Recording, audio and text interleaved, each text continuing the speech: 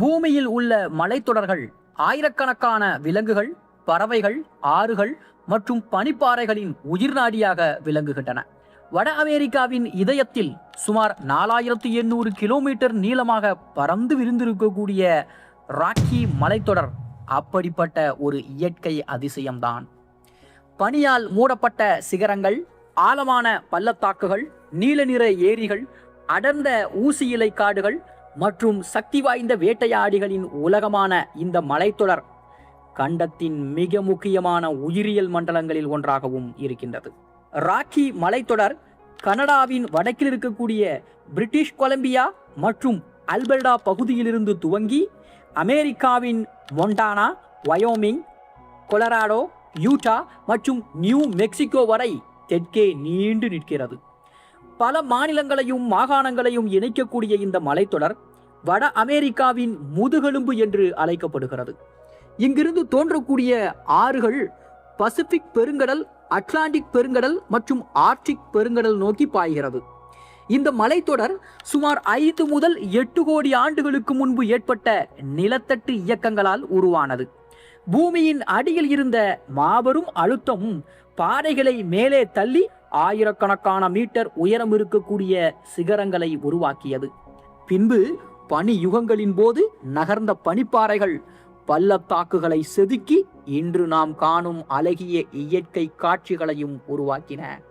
ராக்கி மலைகளில் நூற்றுக்கணக்கான சிகரங்கள் இருக்கின்றன. அவற்றில் அமெரிக்காவின் உயரமான சிகரங்களில் ஒன்றான மவுண்ட் ஆல்பர்ட் சுமார் 4401 மீட்டர் உயரம் கொண்டது. இந்த உயரமான சிகரங்களில் ஆண்டு முழுவதும் பனி காணப்படுவதால் கோடை காலத்திலும் பல பகுதிகளில் குளிர்ச்சியான காலநிலையை நிலவுகிறது. ராக்கி மலைத்தொடர் வட அமெரிக்காவின் மிக முக்கியமான நீர்த்தேக்கம். இங்கு இருக்கக்கூடிய பனிப்பாறைகள் மற்றும் பனி சரிவுகள் உருகி Colorado, Columbia, Missouri, Rio Grande போன்ற பல முக்கிய ஆறுகளுக்கு நீரை வழங்குகின்றன. ஆயிரக்கணக்கான ஏரிகள், அருவிகள் மற்றும் மலை நீரோடைகள் இந்த மலைப்பகுதியின் உயிர் ஓட்டமாகவும் செயல்படுகின்றன. ராக்கி மலைகளின் அடர்ந்த காடுகள் மற்றும் புல்வெளிகள் எண்ணற்ற பெரிய பாலூட்டிகளின் இல்லமாகவும் இருக்கின்றன. மிகப்பெரிய எல்க் மான் மற்றும் உலகின் மிகப்பெரிய மான் இனங்களில் ஒன்றான மூஸ், செங்குத்தான பாறைகளில் அசாதாரண சமநிலையுடன் ஏறும் மலையாடு, வளைந்த கொம்புகளால் பிரபலமாக இருக்கும் பிக்ஹார்ன் செம்பரியாடு ஆகியவை இந்த மலைத்தொடரின் அடையாள விலங்குகளாகவும் கருதப்படுகின்றன. அதை போல இந்த மலைகளில் வாடும் வேட்டையாடிகளும் அதே அளவிற்கு வலிமையானவர்கள். கிரிஸ்லி கரடி மற்றும் கருப்பு கரடி ஆகிய 2 கரடி இனங்களும் இங்கு காணப்படுகின்றன. அவற்றுடன் சாம்பல் ஓநாய் கூட்டமாகவும் வேட்டையாடுகிறது. அமைதியாக பதுங்கி இரையை தாக்கும் கூக்கர் அல்லது மலை சிங்கமும் இந்த காடுகளின் மறைமுக அரசனாக திகழ்கிறது. இந்த விலங்குகள் அனைத்தும் இணைந்து ராக்கி மலையின் உயிரியல் சமநிலையை பாதுகாக்கிறார்கள். ஆக கோடை, இலையுதிர், குளிர் மற்றும் வசந்தம் என 4 பருவங்களும் ராக்கி மலைகளின் தோற்றத்தை முற்றிலும் மாற்றிவிடுகின்றன. கோடையில் மலர்கள் பூத்து புல்வெளிகள் வண்ணமயமாக மாறுகின்றன. இலையுதிர் காலத்தில் மரங்கள் தங்க நிறத்தில் ஜொலிக்கின்றன. குளிர்காலத்தில் மலைகள் முழுவதும் பனியால் மூடப்படுகின்றன. வசந்தத்திலோ உருகும் பனி புதிய உயிர்களை எழுப்புகின்றன. ஆனால் ராக்கி மலைத்தொடரின் உண்மையான அழகு இன்னும் முழுமையடையவில்லை. இந்த மலைகளின் வானத்தை ஆளும் கழுகுகள், ஆழமான காடுகளில் வாழும் அரிய பறவைகள், பனிநீரில் வாழும் மீன்கள், உலக புகழ்பெற்ற தேசிய பூங்காக்கள் மற்றும் பருவங்களோடு மாறும் விலங்குகளின் வாழ்க்கை இந்த இயற்கை உலகை இன்னும் வியப்பாகவும் மாற்றுகின்றன. ராக்கி மலைத்தொடரின் வானம் பல்வேறு பறவைகளின் ராஜ்யமாகும். அவற்றில் மிகவும் புகழ்பெற்றது பால்ட் ஈகிள். அதன் வெண்மையான தலை மற்றும் சக்தி வாய்ந்த பார்வை அதனை வட அமெரிக்காவின் அடையாள பறவையாகவே மாற்றியிருக்கிறது. அதனுடன் உயரமான பாதைகளின் மீது வட்டமிட்டு பறக்கும் கோல்டன் ஈகிள், அமைதியான காடுகளில் வாழும் கிரேட் கிரே அவுல், விதைகளை சேமித்து காட்டின் வளர்ச்சிக்கு உதவும் கிளாட்ஸ் நக்கிராக்கர், நீல வானத்தை போன்ற நிறத்தில் காட்சிகளுக்கும் மவுண்டன் ப்ளூ பேர்ட் ஆகியவை ராக்கி மலைகளின் முக்கியமான பறவைகளாகும். இந்த மலைத்தொடரின் ஆறுகள் மற்றும் ஏரிகள் உயிர் நிறைந்த நீருலகமாகவும் திகழ்கின்றன. குளிர்ந்த தூய்மையான நீரில் கட்ரோட் ட்ரவுட், புல் ட்ரவுட் மற்றும் ரெயின்போ ட்ரவுட் போன்ற மீன்கள் வாழ்கிறார்கள். நீரோடைகளின் ஓரங்களிலே அமெரிக்க பீவர் அணைகளை கட்டி சிறிய ஈரநிலங்களை உருவாக்குகிறது. இந்த ஈரநிலங்கள் தவளைகள், நீர்ப்பறவைகள் மற்றும் பல சிறிய உயிரினங்களுக்கு பாதுகாப்பான வாழ்விடமாகவும் மாறுகிறது. ராக்கி மலைகளில் வாழும் விலங்குகள் பருவத்திற்கு ஏற்ப தங்கள் வாழ்க்கை முறையை மாற்றிக்கொள்கிறார்கள். குளிர்காலத்தில் கடும் பனிப்பொழிவு தொடங்கியவுடன் எல்க் மான்கள் மற்றும் பிக்ஹார்ன் செம்பரியாடுகள் தாழ்வான பள்ளத்தாக்குகளை நோக்கி இடம்பெயர்கின்றன. வசந்த காலம் வந்தவுடன் மீண்டும் உயரமான புல்வெளிகளுக்கு திரும்புகின்றன. இந்த ஆண்டுதோறும் நடைபெறும் இடப்பெயர்வு இயற்கையின் மிக அழகான காட்சிகளில் ஒன்றாகும். கோடை காலத்திலே மலையோர புல்வெளிகள் ஆயிரக்கணக்கான காட்டுப்பூக்களால் நிறைந்து காணப்படும். தேனீக்கள், வண்ணத்து பூச்சிகள் மற்றும் பிற மகரந்த சேர்க்கை உயிரினங்கள் இந்த மலர்களின் இனப்பெருக்கத்தில் முக்கிய பங்கு வகிக்கின்றன.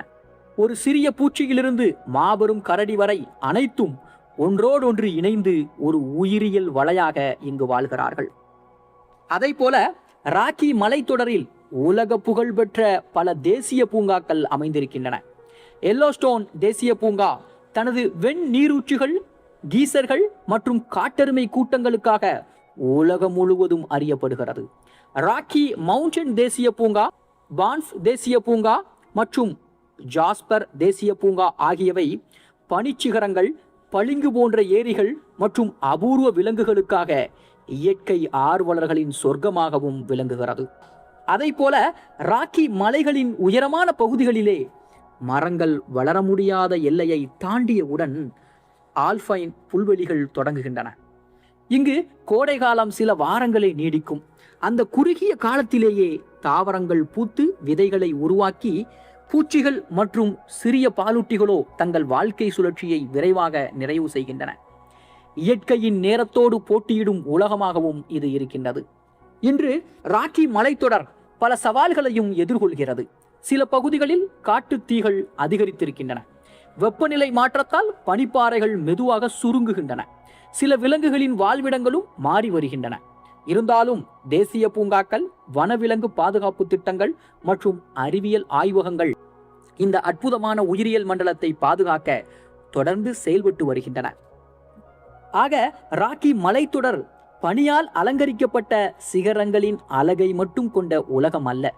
கரடிகளின் கர்ஜனை, ஓநாய்களின் ஊளை, கழுகுகளின் வானுயர பரப்பு, மான்களின் இடப்பெயர்வு, பனிநீரின் ஓசை மற்றும் ஆயிரக்கணக்கான ஆண்டுகளாக இயற்கையை உருவாக்கிய சமநிலையை ஒரே இடத்தில் காண முடியும் அரிய இயற்கை உலகமாகும்.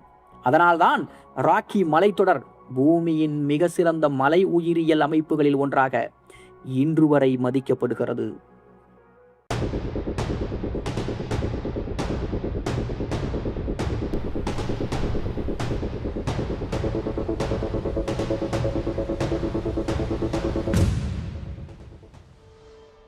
பூமியில் சில மரங்கள் 100 மீட்டருக்கும் அதிக உயரம் வரை வளர்ந்து 2000 ஆண்டுகளுக்கு மேலாக உயிருடன் நிற்கின்றன. அவற்றின் அடிப்பகுதியில் நின்று மேலே பார்த்தால் உச்சியை பார்ப்பதற்கே கழுத்து வலிக்கும். இந்த மாபெரும் மரங்கள் நிறைந்த உலகம்தான் அமெரிக்காவின் ரெட்வுட் காடுகள். ஆனால் இந்த காடுகளின் உண்மையான அதிசயம் மரங்களின் உயரம் மட்டுமல்ல, அவற்றை சுற்றி வாழும் எண்ணற்ற விலங்குகள், பறவைகள் மற்றும் மறைந்திருக்கும் உயிரியல் உலகமும் தான். ரெட்வுட் காடுகள் பெரும்பாலும் அமெரிக்காவின் வடக்கு கலிபோர்னியா மாநிலத்திலும் ஓரிகன் மாநிலத்தின் தெற்கு பகுதிகளிலும் காணப்படுகின்றன. பசிபிக் பெருங்கடலில் இருந்து வரும் குளிர்ந்த காற்றும் அடர்ந்த பனிமூட்டமும் இந்த காடுகளுக்கு ஆண்டு முழுவதும் ஈரப்பதத்தை வழங்குகின்றன. இதுவே உலகின் வேறு எந்த காட்டிலும் இல்லாத வகையில் மரங்களை அபார உயரத்திற்கு வளர செய்கிறது. பொதுவாக ரெட்வுட் என்று அழைக்கப்படும் மரங்களிலே 2 முக்கிய வகைகள் இருக்கின்றன. கோஸ்ட் ரெட்வுட் உலகிலேயே மிக உயரமாக வளரக்கூடிய மரம். ஜெயண்ட் சிகோயா உலகிலேயே மிகப்பெரிய பருமன் கொண்ட மரம். உயரத்தில் ஒன்று சாதனை படைத்தாலும் பருமனில் மற்றொன்று சாதனை படைக்கிறது. இந்த 2 மரங்களும் பூமியின் மிக சிறந்த இயற்கை அதிசயங்களில் இடம்பெறுகின்றன. உலகின் மிக உயரமான மரமான ஹைபீரியன் ஒரு கோஸ்ட் ரெட்வுட் மரமாகும். இதன் உயரம் சுமார் 116 மீட்டர். பாதுகாப்பு காரணங்களால் அதன் சரியான இருப்பிடம் பொதுமக்களுக்கு வெளியிடப்படவில்லை.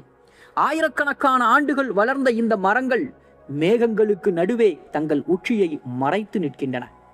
ரெட்வுட் மரங்களின் மற்றொரு அதிசயம் அவற்றின் ஆயுட்காலம். பல மரங்கள் 1500 முதல் 2000 ஆண்டுகளுக்கு மேலாக வாழ்கிறார்கள். சில மரங்கள் ரோமானிய பேரரசு இருந்த காலத்திலேயே முளைத்து இன்று வரைக்கும் தொடர்ந்து வளர்ந்து வருகின்றன. அவற்றின் வருடாந்திர வளையங்கள் பூமியின் பழைய காலநிலை வரலாற்றை பதிவு செய்த இயற்கை நூலகங்களாகவும் இருக்கின்றன. இவ்வளவு உயரமாக வளரும் மரங்களுக்கு மிகவும் ஆழமான வேர்கள் இருக்கும் என்று பலர் நினைக்கிறார்கள். ஆனால் உண்மையில் அவற்றின் வேர்கள் அதிக ஆழம் செல்லாது. அதற்கு பதிலாக பல மீட்டர் தூரம் அகலமாக பரவி அருகில் இருக்கக்கூடிய ரெட்வுட் மரங்களின் வேர்களோடு பின்னி பிணைகின்றன. இந்த வேர்களின் இயற்கை வலைப்பின்னல் தான் புயல்களையும் நிலநடுக்கங்களையும் தாங்கி இந்த மாபெரும் மரங்களை உறுதியாக நிற்க செய்கின்றன. இந்த காடுகளின் தரைப்பகுதி எப்போதும் ஈரப்பதத்துடன் காணப்படுகிறது. பெரணி தாவரங்கள், பாசிகள், காளான்கள், சிறிய ஓடைகள் மற்றும் நூற்றுக்கணக்கான நிழல் விரும்பும் தாவரங்கள் இங்கு செழித்து வளர்கின்றன. காலையில் உருவாகும் அடர்ந்த பனிமூட்டம் மரங்களுக்கு மட்டுமல்ல, முழு காட்டு உயிரியல் அமைப்பிற்கும் உயிர் கொடுக்கிறது. அதனால் ரெட்வுட் காடுகள் ஒரு பிரம்மாண்டமான இயற்கை நீர்த்தேக்கமாகவும் செயல்படுகின்றன. இந்த காடுகள் பல சக்தி வாய்ந்த பாலூட்டிகளின் இல்லமாகவும் இருக்கின்றன. வட அமெரிக்காவின் மிகப்பெரிய மானினங்களில் ஒன்றான ரூஸ்வெல்ட் எல்க் கூட்டமாக இங்கு மேய்கிறது. கருப்பு கரடி பழங்கள், பூச்சிகள் மற்றும் மீன்களை தேடி காடுகளில் சுற்றித் திரிகிறது. அமைதியாக பதுங்கி வேட்டையாடும் பாப்கேட் மற்றும் மவுண்டைன் லைன் ஆகியவை இந்த காடுகளின் உச்ச வேட்டையாடிகளாக விளங்குகிறார்கள். இவ்விலங்குகள் அனைத்தும் ரெட்வுட் காட்டு உயிரியல் சமநிலையை பாதுகாப்பதில் முக்கிய பங்கும் வகிக்கிறார்கள். அதை போல ரெட்வுட் காடுகளின் வானமும் மரங்களின் உச்சியும் பல அரிய பறவைகளின் பாதுகாப்பான உலகமாகும். அவற்றில் மிகவும் முக்கியமானது நார்த்தன் ஸ்பாட்டட் அவுல். மிக பழமையான ரெட்வுட் மரங்களின் பொந்துகளிலும் அடர்ந்த கிளைகளிலும் மட்டுமே வாழ விரும்பும் இந்த ஆந்தை அந்த காடுகளின் ஆரோக்கியத்தை அளவிடும் முக்கிய உயிரினமாகவும் கருதப்படுகிறது. அதை போல மார்பில்ட் முர்லட் என்ற கடற்பறவை கடலில் உணவு தேடினாலும் பல கிலோமீட்டர் தொலைவில் உள்ள ரெட்வுட் மரங்களின் உயரமான கிளைகளில் மட்டுமே கூடு கட்டுகிறார்கள்.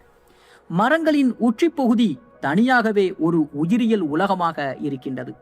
100 மீட்டர் உயரத்தில் உள்ள கிளைகளில் சிறிய பெரணி தாவரங்கள், பாசிகள், பூஞ்சைகள் மற்றும் புதர்கள் கூட வளர்கின்றன. மழைநீர் மற்றும் பனிமூட்டத்தால் உருவாகும் சிறிய நீர்த்தேக்கங்களில் பூச்சிகள், சிலந்திகள், நத்தைகள் மற்றும் நுண்ணுயிரிகள் வாழ்கிறார்கள். தரையை தொடாமலேயே முழு வாழ்க்கையையும் மரத்தின் உச்சியில் கழிக்கும் உயிரினங்களும் இங்கு இருக்கிறார்கள். காட்டின் ஈரமான தரைப்பகுதியில் மெதுவாக நகரும் பனானா ஸ்லக் இந்த காடுகளின் மிகவும் பிரபலமான உயிரினங்களில் ஒன்று. மஞ்சள் நிறத்தில் காணப்படும் இந்த நத்தை போன்ற உயிரினம் அழுகிய இலைகள் மற்றும் தாவர கழிவுகளை உணவாக உண்டு காட்டை சுத்தமாக வைத்திருக்க உதவுகிறது. இதனால் ஊட்டச்சத்துக்கள் மீண்டும் மண்ணில் சேர்ந்து புதிய தாவரங்கள் வளரவும் வழி ஏற்படுகிறது. ரெட்வுட் காடுகளின் சிறிய ஓடைகள் மற்றும் குளிர்ந்த நீரோடைகளில் பசிபிக் ஜெயின்ட் சாலமாண்டர் வாழ்கிறது. வட அமெரிக்காவின் மிகப்பெரிய சால்மண்டர்களில் ஒன்றான இது தூய்மையான நீர் உள்ள இடங்களில் மட்டுமே வாழும். அதனால் அது அந்த நீர்நிலைகளின் ஆரோக்கியத்தை காட்டும் இயற்கையான குறியீடாகவும் கருதப்படுகிறது. இந்த காடுகளில் ஓடும் ஆறுகள் சால்மன் மீன்களின் வாழ்க்கையில் மிக முக்கிய பங்கு வகிக்கின்றன. கடலில் வளர்ந்த சால்மன் மீன்கள் ஆயிரக்கணக்கான கிலோமீட்டர் நீந்தி தங்கள் பிறந்த அதே மலை ஓடைகளுக்கு திரும்பி வந்து முட்டையிடுகின்றன. அவற்றின் வாழ்க்கை பயணம் கரடிகள், கழுகுகள் மற்றும் பல விலங்குகளுக்கு உணவாகவும் முழு காட்டு உயிரியல் அமைப்பிற்கு ஊட்டச்சத்தாகவும் மாறுகின்றன. ரெட்வுட் மரங்களின் மிகவும் ஆச்சரியமான திறன் காட்டு தீயை தாங்கி உயிர் வாழ்வதாகும். அவற்றின் தடிமனான பட்டை தீயின் வெப்பத்தை உள்ளே செல்ல விடாமல் பாதுகாக்கிறது. பல மரங்கள் நூற்றுக்கணக்கான ஆண்டுகளில் பல முறை காட்டு தீயை எதிர்கொண்டும் இன்னும் உயிருடன் நிற்கின்றன. சில சமயங்களில் சிறிய அளவிலான தீ பழைய தாவரங்களை அகற்றி புதிய வளர்ச்சிக்கு வழிவகுப்பதாலும் இந்த காடுகளுக்கு நன்மையும் ஏற்படுகிறது. ஒரு ரெட்வுட் மரம் வெட்டப்பட்டாலோ அல்லது சேதமடைந்தாலோ அதன் அடிப்பகுதியில் உருவாகும் பர்ல் எனப்படும் சிறப்பு திசுக்களிலிருந்து புதிய மரங்கள் முளைக்க முடியும். இதனால் ஒரே மரத்தின் மரபணு பல தலைமுறைகளாக தொடர்கிறது. ஆயிரக்கணக்கான ஆண்டுகள் பழமையான சில ரெட்வுட் குடும்பங்கள் இவ்வாறுதான் தொடர்ந்து உயிர் வாழ்ந்து வருகிறார்கள். இன்று ரெட்வுட் தேசிய மற்றும் மாநில பூங்காக்கள் இந்த அற்புதமான காடுகளை பாதுகாக்கின்றன. சட்டவிரோத மரவெட்டலை கட்டுப்படுத்துதல், பழைய காடுகளை மீட்டெடுத்தல், அரிய விலங்குகள் மற்றும் பறவைகளை பாதுகாத்தல் போன்ற முயற்சிகள் தொடர்ந்து நடைபெற்று வருகின்றன. இதன் காரணமாக உலகின் மிக உயரமான மரங்களும் அவற்றை சார்ந்த உயிரியல் உலகமும் எதிர்கால தலைமுறைகளுக்கு பாதுகாக்கப்படுகின்றது. ஆக ரெட்வுட் காடுகள் என்பது வெறும் உயரமான மரங்கள் நிறைந்த இடம் மட்டுமல்ல, அது மேகங்களை தொடும் மரங்களின் பேரரசாகவும் கரடிகள், மலைச்சிங்கங்கள், ரூஸ்வெல்ட் எல்க், மான்கள், அரிய ஆந்தைகள், சால்மன் மீன்கள் மற்றும் எண்ணற்ற சிறிய உயிரினங்கள் ஒன்றுக்கொன்று சார்ந்து வாழும் அற்புதமான இயற்கை உலகமாகும். ஆயிரக்கணக்கான ஆண்டுகளாக பூமியின் வரலாற்றை அமைதியாக கண்டு நிற்கும் இந்த மாபெரும் மரங்கள் இயற்கையின் வலிமை, பொறுமை மற்றும் நிலைத்தன்மைக்கு என்றும் அழியாத சின்னங்களாக விளங்குகின்றன.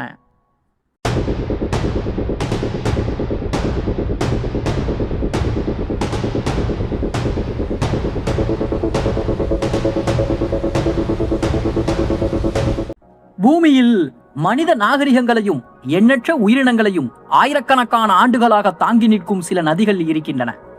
அவற்றில் மிக சிறப்பான ஒன்று சீனாவின் யாங்சி நதி. ஆசியாவின் மிக நீளமான நதியாகவும் உலகின் 3வது மிக நீளமான நதியாகவும் இருக்கும் இது வெறும் நீரோடை அல்ல.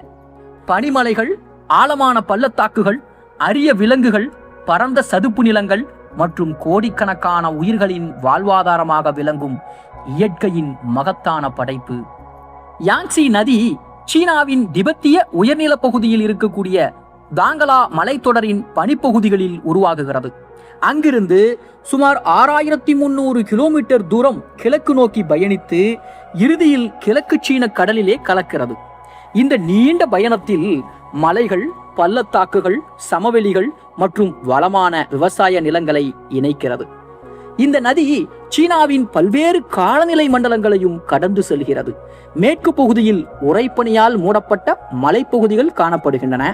மத்திய பகுதியில் அடர்ந்த காடுகள், ஆழமான பள்ளத்தாக்குகள் மற்றும் வளமான சமவெளிகள் உருவாகுகின்றன. கிழக்கு பகுதிகளில் நதி அகலமடைந்து சதுப்பு நிலங்கள் மற்றும் பெரிய டெல்டாவை உருவாக்குகின்றன. யாங்சி நதியின் மிக புகழ்பெற்ற இயற்கை அதிசயங்களில் ஒன்று 3 கோர்ஜிஸ் எனப்படும் 3 பிரம்மாண்ட பள்ளத்தாக்குகள். உயரமான பாறை சுவர்களுக்கு நடுவே நதி பல கிலோமீட்டர்கள் ஓடுகிறது. இந்த பகுதி அதன் இயற்கை அழகு, அடர்ந்த பசுமை மற்றும் தனித்துவமான புவியியல் அமைப்பிற்காக உலகம் முழுவதும் அறியப்படுகிறது. யாங்சி நதியை சுற்றி இருக்கக்கூடிய காடுகள் மற்றும் ஈர நிலங்கள் ஆயிரக்கணக்கான உயிரினங்களின் இல்லமாகவும் இருக்கின்றன. குறிப்பாக குளிர்காலத்தில் பல நாடுகளிலிருந்து வலசை வரும் பறவைகள் இங்கு தங்குகிறார்கள். ஈர நிலங்கள் அவற்றிற்கு உணவும் பாதுகாப்பான வாழ்விடமும் வழங்குகிறது. இதனால் இந்த நதி ஆசியாவின் மிக முக்கியமான பறவைகள் வாழிடங்களில் ஒன்றாகவும் கருதப்படுகிறது. இந்த நதியின் மிகவும் அரிய உயிரினங்களில் ஒன்று யாங்சி ஃபின்லெஸ் போர்பாய்ஸ். டால்பினை போன்ற தோற்றம் இருக்கக்கூடிய இந்த பாலூட்டி முதுகு துடுப்பு இல்லாததால் தனித்துவம் பெற்றிருக்கிறது. உலகில் மிக குறைந்த எண்ணிக்கையில் மட்டுமே எஞ்சியிருக்கக்கூடிய இந்த உயிரினம் யாங்சி நதியின் அடையாள உயிரினமாகவும் கருதப்படுகிறது. யாங்சி நதியில் சீன ஸ்டர்ஜன், சீன பேடில் ஃபிஷ் போன்ற பழமையான மீன் இனங்களும் வாழ்கிறார்கள். இவற்றில் சில உயிரினங்கள் கோடிக்கணக்கான ஆண்டுகளாக மிக குறைந்த மாற்றங்களோடு வாழ்ந்து வந்ததால் உயிருடன் இருக்கும் புதை வடிவங்கள் என்றும் அழைக்கப்படுகின்றன. இந்த நதி நீர்வாழ் உயிரினங்களின் பரிணாம வளர்ச்சியை புரிந்து கொள்ள மிகவும் முக்கியமான இடமாகவும் இருக்கின்றது. நதிக்கரையில் மூங்கில் காடுகள், ஈரநில தாவரங்கள், பரந்த புல்வெளிகள் மற்றும் சிறிய காடுகள் மாறி மாறி காணப்படுகின்றன. இந்த பகுதிகளில் நீர்ப்பறவைகள், ஆமைகள், நீர்நாய்கள், தவளைகள் மற்றும் எண்ணற்ற பூச்சி இனங்கள் ஒன்றுக்கொன்று சார்ந்த ஒரு சிக்கலான உயிரியல் வலையை உருவாக்குகின்றன.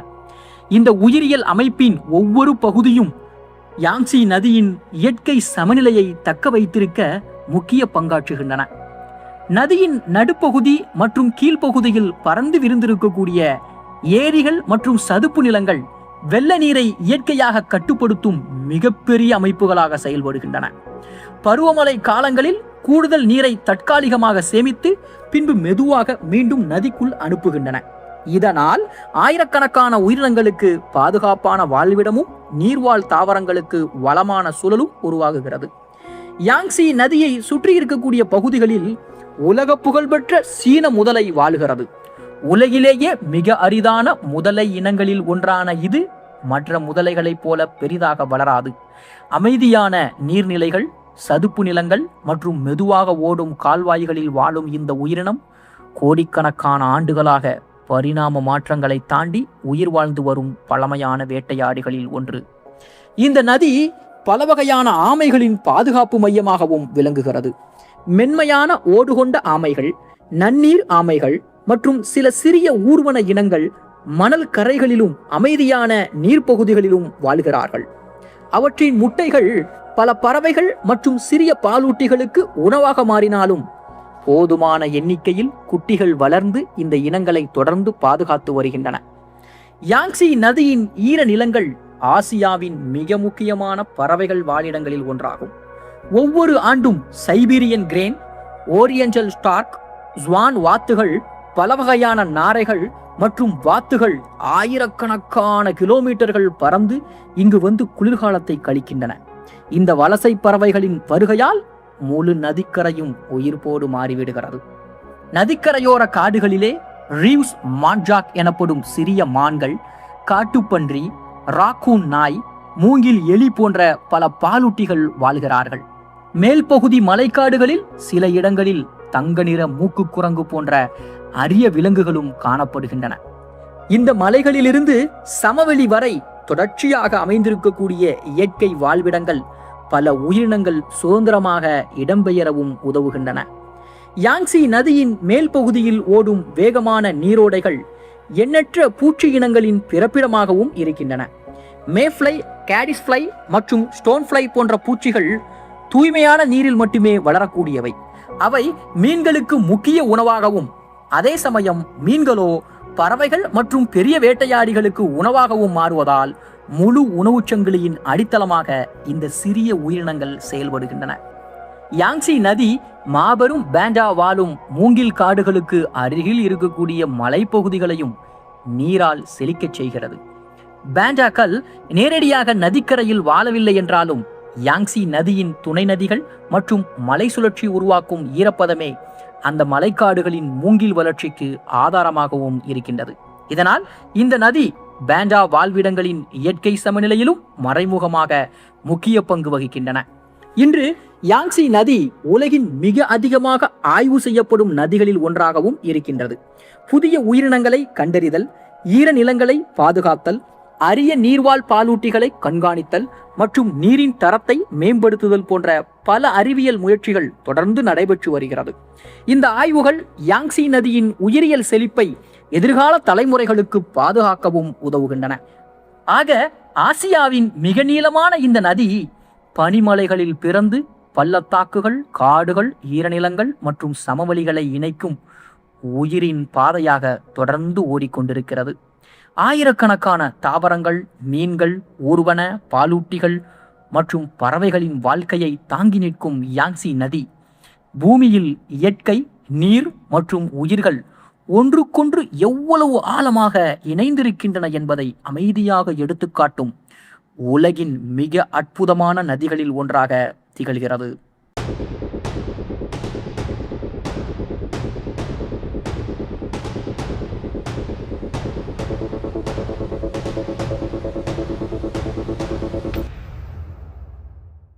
பூமியில் மரங்கள் கூட வளர முடியாத அளவிற்கு கடுமையான ஒரு உலகம் இருக்கிறது. ஆண்டின் பெரும்பகுதி முழுவதும் பனியால் மூடப்பட்டிருக்கும் அந்த நிலத்தில் வெப்பநிலை -50 டிகிரி செல்சியஸுக்கும் கீழே குறையலாம். ஆனால் ஆச்சரியமாக அங்கேயும் உயிர்கள் வாழ்கின்றன. துருவ நரிகள், கஸ்தூரி எருதுகள், ரெயின்டியர்ஸ், பனி ஆந்தைகள் மற்றும் எண்ணற்ற சிறிய உயிரினங்கள் இந்த உறைந்த உலகில் வெற்றிகரமாக வாழ்கிறார்கள். அதுதான் தண்ட்ரா. வெளியே பார்த்தால் உயிரற்ற வெள்ளை நிலம் போல தோன்றினாலும் உண்மையில் அது பூமியின் மிகவும் தனித்துவமான உயிரியல் அமைப்புகளில் ஒன்று. தண்ட்ரா என்ற சொல் பினிஷ் மொழியிலிருந்து வந்தது. இதற்கு மர்மமில்லாத சமவெளி என்று பொருள்.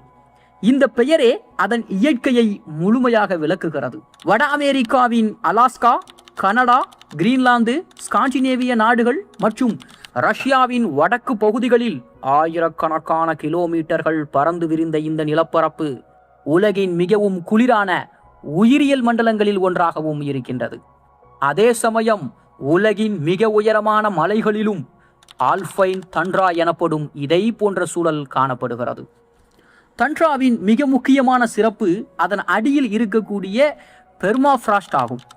பெர்மாஃப்ராஸ்ட் என்பது குறைந்தது 2 ஆண்டுகள் அல்லது அதற்கு மேல் தொடர்ந்து உறைந்திருக்கக்கூடிய நிலப்பரப்பு.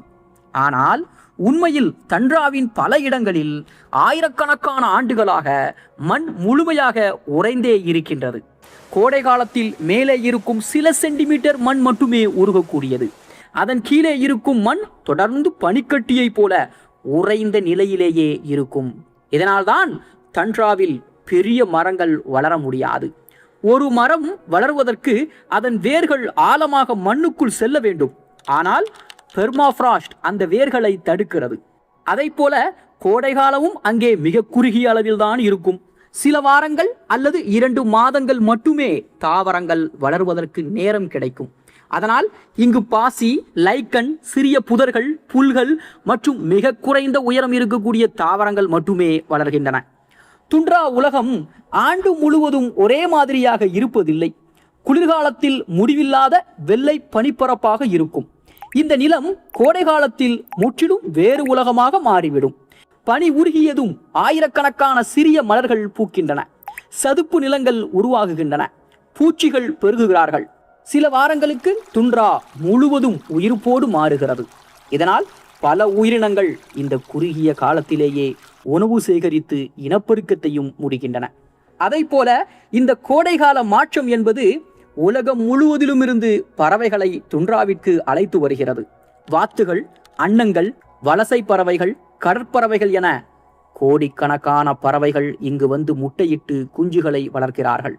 பகல் நேரம் 20 மணி நேரத்திற்கும் அதிகமாக நீடிப்பதால் அவற்றிற்கு அதிக நேரம் உணவு தேடவும் குஞ்சுகளை வளர்க்கவும் வாய்ப்பு கிடைக்கிறது. துண்ட்ராவில் வாழும் மிகவும் முக்கியமான விலங்குகளில் ஒன்று ரெயின்டீர். ஆயிரக்கணக்கான விலங்குகள் கூட்டமாக நூற்றுக்கணக்கான கிலோமீட்டர்கள் இடம்பெயர்கிறார்கள். பனியை தோண்டி அதன் கீழே இருக்கும் லைக்கன் மற்றும் பாசிகளை உணவாக உண்ணுகிறார்கள். இவை துண்ட்ரா உணவுச் சங்கிலியின் முக்கிய இணைப்பாகவும் பல வேட்டையாடிகளின் முக்கிய இரையாகவும் இருக்கிறது. மஸ்க் ஆக்ஸ், ஆர்க்டிக் முயல், லெம்மிங், பனி ஆந்தை மற்றும் ஆர்க்டிக் நரி போன்ற உயிரினங்களும் துண்ட்ராவில் வாழ்கிறார்கள். இவற்றின் உடலில் தடிமனான ரோமம், சிறிய காதுகள், கொழுப்பு அடுக்கு மற்றும் வெள்ளை நிற உடல் போன்ற தகவமைப்புகள் இருக்கின்றன. குளிர்காலத்தில் வெள்ளை நிறம் பனியில் மறைந்து எதிரிகளிடம் இருந்து தப்பிக்கவும் வேட்டையாடவும் உதவுகின்றது. ஆனால் இந்த உறைந்த உலகம் இன்று வேகமாக மாறத் துவங்கி இருக்கின்றன. வெப்பநிலை அதிகரிப்பதால் பெர்மாஃப்ராஸ்ட் மெதுவாக உருகுகிறது. இதனால் நிலத்தின் அமைப்பும் மாறுகின்றது. தாவரங்கள் மாறுகின்றன. விலங்குகளின் வாழ்க்கை முறைகள் பாதிக்கப்படுகின்றன.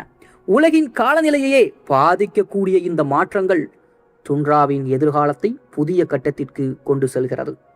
பெர்மாஃப்ராஸ்ட் உருகுவது துண்ட்ராவின் மிகப்பெரிய சவாலாகவும் மாறியிருக்கின்றன. ஆயிரக்கணக்கான ஆண்டுகளாக உறைந்த மண் இன்று மெதுவாக உருகத் தொடங்கி இருக்கிறது. இதனால் நிலம் தாழ்கின்றன, ஏரிகள் உருவாகுகின்றன, சாலைகள் மற்றும் கட்டிடங்கள் சேதமடைகின்றன. அதைவிட முக்கியமாக அந்த உறைந்த மண்ணில் சேமிக்கப்பட்டிருந்த மிகப்பெரிய அளவிலான கார்பன் டை ஆக்சைடு மற்றும் மீத்தேன் வளிமண்டலத்திற்குள் வெளியேற துவங்கியிருக்கிறது. இது உலக வெப்பமயமாதலை மேலும் வேகப்படுத்தும் அபாயத்தையும் ஏற்படுத்துகிறது. அதை போல துண்ட்ராவின் மிகவும் புத்திசாலித்தனமான வேட்டையாடிகளில் ஒன்று ஆர்க்டிக் நரி. குளிர்காலத்திலே அதன் ரோமம் முழுவதும் வெள்ளை நிறமாக மாறி பனியுடன் கலந்து விடுகிறது. கோடை காலத்தில் அதே ரோமம் பழுப்பு அல்லது சாம்பல் நிறமாக மாறி பாறைகள் மற்றும் தாவரங்களுக்கு இடையில் மறைவதற்கு உதவுகிறது. இந்த இயற்கையான நிறமாற்றம் பரிணாம வளர்ச்சியின் சிறந்த எடுத்துக்காட்டுகளில் ஒன்றாகவும் இருக்கிறது. அடுத்தது மஸ்க் ஆக்ஸ், துண்ட்ராவினுடைய மிக வலிமையான பாலூட்டிகளில் ஒன்று. ஆயிரக்கணக்கான ஆண்டுகளாக பனி யுகங்களை கடந்து உயிர் வாழ்ந்த இந்த விலங்குகள் எதிரிகள் தாக்கும் போது குட்டிகளை நடுவில் வைத்து வட்டமாக நிற்கும். இந்த பாதுகாப்பு முறை ஓநாய்கள் போன்ற வேட்டையாடிகளை எதிர்கொள்ள மிகவும் பயனுள்ளதாகவும் இருக்கின்றது. ரெயின்டீர்கள் ஆண்டுதோறும் உலகின் மிகப்பெரிய நிலவாழ் விலங்கு இடம்பெயர்வுகளில் ஒன்றை மேற்கொள்கிறார்கள். சில கூட்டங்கள் 1000 கிலோமீட்டருக்கும் அதிக தூரம் பயணம் செய்கின்றன. இந்த இடம்பெயர்வு புதிய உணவையும் பாதுகாப்பான இனப்பெருக்க இடங்களையும் தேடுவதற்காக நடைபெறுகிறது. இந்த பயணத்தின் போது ஓநாய்கள், கரடிகள் மற்றும் கடுமையான வானிலையையும் அவை எதிர்கொள்ள வேண்டியிருக்கும். அதைப்போல கோடை காலத்தில் டுண்ட்ரா பறவைகளின் உலகமாகவே மாறிவிடும். உலகின் பல பகுதிகளிலிருந்து கோடிக்கணக்கான பறவைகள் இங்கு வந்து முட்டையிட்டு குஞ்சுகளை வளர்க்கிறார்கள். ஆனால் குளிர்காலம் நெருங்கியதும் அவை மீண்டும் தெற்கு பகுதிகளை நோக்கி ஆயிரக்கணக்கான கிலோமீட்டர்கள் பறந்து செல்கிறார்கள். இந்த வருடாந்திர இடம்பெயர்வு பூமியின் மிகப்பெரிய இயற்கை நிகழ்வுகளில் ஒன்றாகவும் இருக்கின்றது. டுண்ட்ரா மனிதர்களுக்கு புதியதல்ல. இனுயிட், சாமி மற்றும் வடதுருவ பகுதிகளில் வாழும் பல பழங்குடி மக்கள் ஆயிரக்கணக்கான ஆண்டுகளாக இந்த சூழலோடு இணைந்து வாழ்ந்து வருகிறார்கள். ரெயின்டீர் வளர்ப்பு, மீன்பிடித்தல் மற்றும் பாரம்பரிய வேட்டையாடுதல் ஆகியவற்றின் மூலமாக இயற்கையின் சமநிலையை பாதுகாத்து வாழ்க்கையை அமைத்திருக்கிறார்கள். இன்று டுண்ட்ரா உலக விஞ்ஞானிகளுக்கு ஒரு சிறந்த ஆய்வகமாகவும் இருக்கிறது. உறைந்த மண்ணில் பாதுகாக்கப்பட்ட தாவரங்கள், விலங்குகளின் எச்சங்கள் மற்றும் பண்டைய நுண்ணுயிர்கள் ஆயிரக்கணக்கான ஆண்டுகளுக்கு முன்பு பூமியின் காலநிலை எப்படி இருந்தது என்பதை புரிந்து கொள்வதற்கும் உதவுகின்றன. எதிர்கால காலநிலை மாற்றத்தை கணிக்கவும் இந்த ஆய்வுகள் முக்கிய பங்கு வகிக்கின்றன. டுண்ட்ரா சிறிய உயிரியல் மண்டலமாக தோன்றினாலும் கூட அதன் தாக்கம் உலகம் முழுவதும் உணரப்படுகிறது. அது சேமித்து வைத்திருக்கும் கார்பன் உலகின் காலநிலை சமநிலைக்கு மிகவும் முக்கியமானது. எனவே டுண்ட்ராவில் ஏற்படும் மாற்றம் வடதுருவ பகுதிகளை மட்டுமல்ல, உலகம் முழுவதையும் பாதிக்கக்கூடியது என்று விஞ்ஞானிகள் தொடர்ந்து எச்சரித்து வருகிறார்கள். ஆக டுண்ட்ரா என்பது வெறும் பனிமூடிய வெறுமையான நிலம் அல்ல. அது பூமியின் மிகவும் கடினமான சூழலிலும் உயிர் எவ்வாறு தகவமைத்துக் கொண்டு வாழ முடியும் என்பதை நிரூபிக்கக்கூடிய ஒரு உயிருள்ள ஆய்வகமாகும். பெர்மாஃப்ராஸ்ட், குறுகிய கோடைகாலம், முடிவில்லாத குளிர்காலம், அற்புதமான விலங்குகள் மற்றும் உலகின் காலநிலையை அமைதியாக பாதுகாக்கும் மறைந்த சக்தி ஆகிய அனைத்தையும் தன்னில் கொண்டிருக்கக்கூடிய டுண்ட்ரா பூமியின் எதிர்காலத்தை புரிந்து கொள்ள நாம் பாதுகாக்க வேண்டிய மிக முக்கியமான இயற்கை உலகங்களில் ஒன்று.